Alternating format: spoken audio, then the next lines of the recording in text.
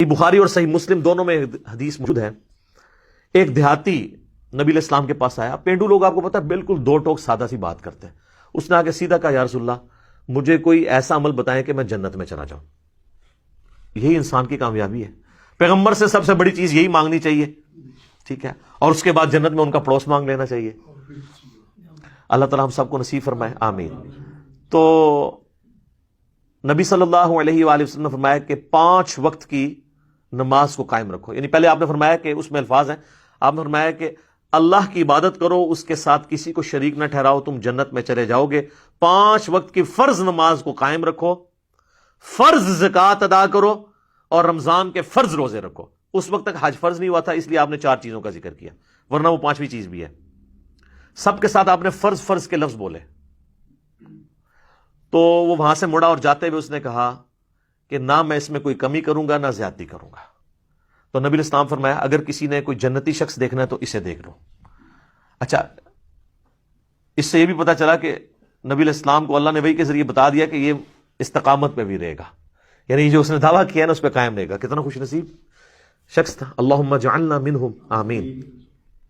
اسی کو سپورٹیو ایک اور حدیث ہے بخاری اور مسلم میں. اس میں ہے کہ ایک نجد کا ایک دیہاتی پرانگدہ حالت میں بال بکھرے ہوئے حضور کے پاس آیا اور نبی علیہ السلام سے کہنے لگا مجھے اسلام کے بارے میں بتائیں. تو صحابہ کہتے ہیں ہم تھوڑا قریب ہوئے تو ہمیں پتہ چلا وہ اسلام کے بارے میں پوچھ رہا ہے. تو نبی صلی اللہ علیہ وآلہ وسلم نے وہی توحید اور اقرار رسالت کے بعد آپ نے فرمایا کہ اللہ تعالیٰ نے تم پہ 5 ٹائم کی نماز فرض کی ہے, تم 5 نمازیں فرض ادا کرو. تو اس نے پوچھا کہ صرف فرض؟ تو آپ نے پھر آگے سے فرمایا کہ ہاں اگر نفلی نماز تم پڑھنا چاہتے ہو تو وہ تمہاری اپنی مرضی ہے, اس میں اضافہ کر لو. اور یہ یاد رکھیے گا سنت موقدہ غیر موقدہ یہ ساری ٹرمز فقہا کی ہیں. احادیث میں 2 ہی ٹرمز ہیں, فرض اور نفل. اور نفل کا مطلب ہی ہے انفال, مال غنیمت, اضافی مال. کیونکہ جنگ کرنے کا مقصد مال ہتھیانا نہیں ہوتا, اللہ کے لیے لڑنا ہوتا ہے. یہ تو اضافی ایک بونس مل جاتا ہے. نفل ان کہتے ہیں اضافی کو. پھر نبی علیہ السلام فرمایا کہ فرض روزے رکھو, ہاں مگر اگر تم نفلی رکھنے چاہو تو تمہاری مرضی. اب مجھے بتائیں کتنا کوئی بیوقوف ہوگا جو یہ کہے کہ جی چونکہ صحیح مسلم میں آتا ہے کہ نبی علیہ السلام مہینے میں 3 روزے رکھتے تھے نفلی, جب تک وہ نفلی روزے نہیں کوئی رکھتا نا تو اس کے فرض روزے بھی قبول نہیں ہوں گے. بیوقوف ہی ہوگا نا.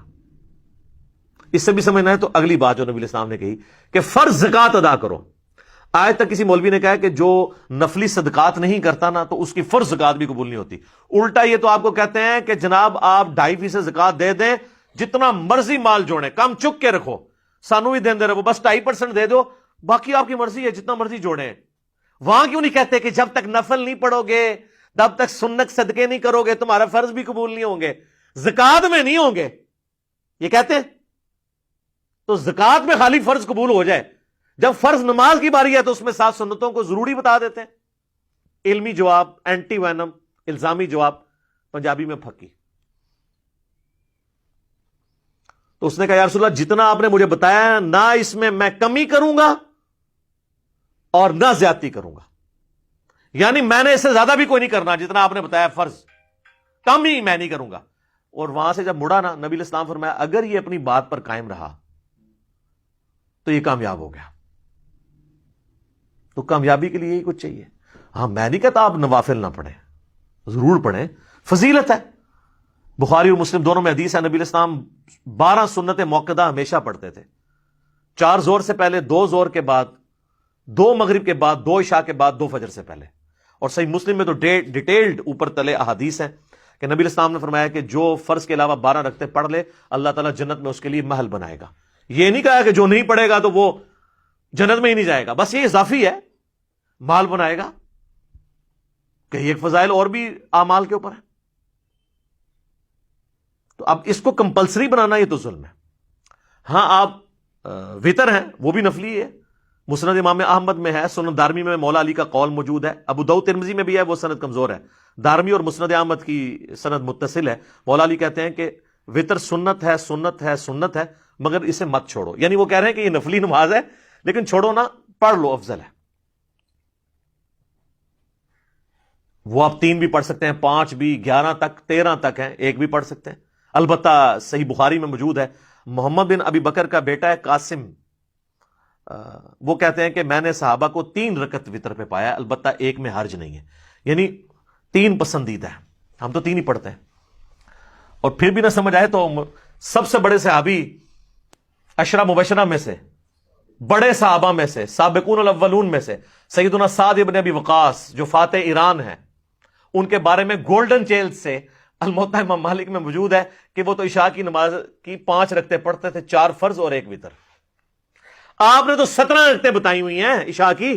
سعد ابن ابی وقاص ان سے زیادہ تو کوئی دیندار نہیں تھا نا، تو آپ یہ کہیں گے کہ نعوذ باللہ وہ جو کہتے ہیں یہ جی وہ 6 لوگوں پہ اللہ کی لعنت ہے، اس میں سے جو سنت بھی چھوڑ دے، تو آپ سعد ابن ابی وقاص پہ یہ ترمذی کی حدیث فٹ کریں گے؟ آپ خود لعنتی ہو جائیں گے۔ وہ مسئلہ اور ہے، وہ سنت کو حقیر سمجھ کے نفرت کے ساتھ چھوڑنے والے کے لیے ہے، اور بھی اور چیزیں ہیں، وہ میرا یوٹیوب پہ ایک کلپ ہے بڑا ڈیٹیل، سنت چھوڑنے والے پر لعنت، وہ دیکھ لیں، میں نے 14 طبق آپ کے روشن کیے ہیں۔ تو سعد ابن ابی وقاص تو 2 سنت موقدہ بھی نہیں پڑھتے تھے اور وتر بھی 1، اور اس میں الفاظ ہیں ہمیشہ کے ہیں، ان کی یہ روٹین تھی۔ نیچے ویسے امام مالک نے لکھا ہے کہ لیکن میرے نزدیک 3 وتر پڑھنے چاہیے، لیکن انہوں نے بھی سعد ابن ابی وقاص پہ یہ اعتراض نہیں کیا کہ سنت موقدہ چھوڑ رہے ہیں، وتروں کی تعداد پہ انہوں نے اعتراض کیا ہے۔ تو خیر وہ امام مالک کا ذاتی اجتہاد ہے، وہ اس میں سعد ابن ابی وقاص کے مقابلے میں تو نہیں مانا جائے گا۔ بھارت سعد ابن ابی وقاص نے امت پہ احسان کیا جی، تو یہ 17 رکعتیں عشاء کی بتاتے تھے، دن رات میں ٹوٹل 17 رکعتیں، جس پہ سنی اور شیعہ کا اجماع ہے، 2 فجر کی، 4 ظہر، 4 عصر، 3 مغرب، 4 عشاء، بس یہ 17 پوچھی جائیں گی، باقی تو سر کوئی پوچھ نہیں ہے آپ سے۔ کتنے لوگوں نے اس کی وجہ سے نماز شروع کر لی ہے، کدھر صرف عشاء کی 17، یہ آپ کو جو 17 بتا رہے ہیں ان سے قرآن پہ الف لیں، کبھی انہوں نے خود بھی روزانہ 17 پڑھی ہیں؟ سوئی پہ سوئی چڑی ہوتی ہے، لوگ پیچھے مڑ مڑ کے دیکھ رہے ہوتے ہیں کہ امام صاحب کہاں سے نمودار ہوں گے، تو پہلی 4 کی طرح عشاء کی انہوں نے پڑھنی ہے جو آخری وقت پہ آ رہے ہوتے ہیں۔ اور ہم نے اگلی سہولت دی ہے کہ جو بچوں والی عورتیں ہیں، یہ میں نے نہیں سہولت دی، نبی علیہ السلام نے سہولت دی ہے۔ صحیح مسلم میں اوپر تلے 10 احادیث ہیں 1629 سے لے کے آن ورڈ، کہ نبی علیہ السلام نے، ابن عباس کہتے ہیں، بغیر خوف کے، بغیر بارش کے، بغیر سفر کے مدینہ شریف میں ہمیں ظہر اور عصر بھی جمع کروائی اور مغرب اور عشاء بھی جمع کروائی۔ تو تابعین نے پوچھا کیوں؟ فرمایا اس لیے تاکہ امت کے لیے آسانی ہو جائے اور کوئی تنگی باقی نہ رہے۔ انہوں نے امت سے تنگی ڈال دی اور وہ آسانی چھین لی۔ اور آپ دیکھیں یہ یعنی ابن عباس سے زیادہ کون صحابی جانتا ہے، اور یہ وہ تابعین کو سکھا رہے ہیں، کیونکہ وہ درس حدیث دے رہے تھے، یہ درس قرآن صحیح مسلم کے الفاظ ہیں۔ ایک بندہ بار بار کھڑا ہو جاتا ہے، سر نماز کا ٹائم ہو گیا ہے، انہوں نے کہا بہ جا، تو منو سنت سکھائیں گا؟ نبی اسلام نے مغرب عشاء نو جمع کیتا، کوئی مغرب کا، یہ تو کہتے ہیں تارے نظر آ گئے تو پتہ نہیں کیا ہو جانا ہے، تارے نظر آ گئے سن، پھر ابن بعد نے تارے دکھائے، انہوں نے کہا پھر بھی کسی کی تسلی نہیں ہوئی نا، وہ اٹھ کے حضرت ابو ہریرہ سے پوچھنے گیا، انہوں نے کہا کہ ابن عباس بالکل ٹھیک کہہ رہے ہیں کہ نبی اسلام یہ کرتے تھے۔ تو یہ منسوخ والا بھی کوئی معاملہ نہیں ہے، یہ امت سے انہوں نے آسانی چھین لی اور اس کی وجہ سے امت تکلیف میں پڑ گئی۔ جمع تقدیم بھی درست ہے، یعنی زور کے ساتھ اثر پڑھنا، جمع تاخیر یعنی اثر کے ساتھ زور پڑھنا، اور سینٹر میں جمع سوری اسے کہتے ہیں، وہ بھی درست ہے۔ اور جمع سوری پہ تو اجماع ہے کہ آخری وقت میں آپ زور پڑھ لیں اور اول وقت میں اثر پڑھ لیں، یعنی اگر آج کل 2:50 پہ تقریباً وقت شروع ہو رہا ہے اثر کا، تو آپ 2:40 پہ زور پڑھ لیں اور 2:50 پہ جا کے اثر پڑھ لیں اسی وضو سے۔ اس پہ تو حنفی بھی قائل ہیں کہ جمع سوری جائز ہے۔ ویسے تو آسانی ہے، 12 بجے کے قریب وقت شروع ہو رہا ہے نا زور کا، غروب آفتاب ہو رہا ہے 5 بجے، 12 سے 5 تک آپ جس وقت مرضی چاہیں جمع کر سکتے ہیں، اور اس طریقے سے غروب آفتاب ہو رہا ہے 5 سے لے کے فجر کا وقت تقریباً داخل ہو رہا ہے 5:05 پہ، اس وقت تک آپ کسی وقت مغرب اور عشاء جمع کر سکتے ہیں فجر کا وقت داخل ہونے سے پہلے۔ یہ تو اللہ نے آسانی دی ہے۔ یوٹیوب پہ میرا ڈیٹیل کلپ بھی موجود ہے نمازوں کو جمع کرنا، اس کی وجہ سے لوگوں نے نمازیں شروع کر دی ہیں۔ تو آپ لوگوں کو پہلے اس پہ لگائیں، پھر آہستہ آہستہ لوگ آئیں گے۔ ہم نہیں کہتے ہیں سنت، میں پوری کوشش کرتا ہوں سنت کا اہتمام کروں، ہمارے بھائی بھی کرتے ہیں، کیونکہ وہ حدیث ہے ابو داؤد کے اندر کہ قیامت والے دن جس کے فرائض میں کوئی کمی نکلے گی تو اللہ تعالیٰ فرمائے گا میرے بندے کی نفلی باتیں دیکھو، اگر موجود ہیں تو ان کو فرضوں کی جگہ تول لو۔ تو آٹومیٹکلی یہ جو آپ سے قضائے عمریاں پڑھواتے رہتے ہیں پرانے سالوں کی، جی آج تک جتنی بھی قضا ہوئی وہ چھوڑیں، توبہ کیے بس آپ سے شروع کریں، آٹومیٹکلی آپ کی وہ توبہ سے معافی ہو جائے گی، اور ویسے بھی جو آپ سنتیں ساتھ پڑھیں گے اس کے ایکویلنٹ تول لی جائیں گی، کوئی ٹینشن لینے کی ضرورت نہیں ہے، آٹومیٹکلی آپ کی قضائے عمری روزانہ بنتی جا رہی ہے۔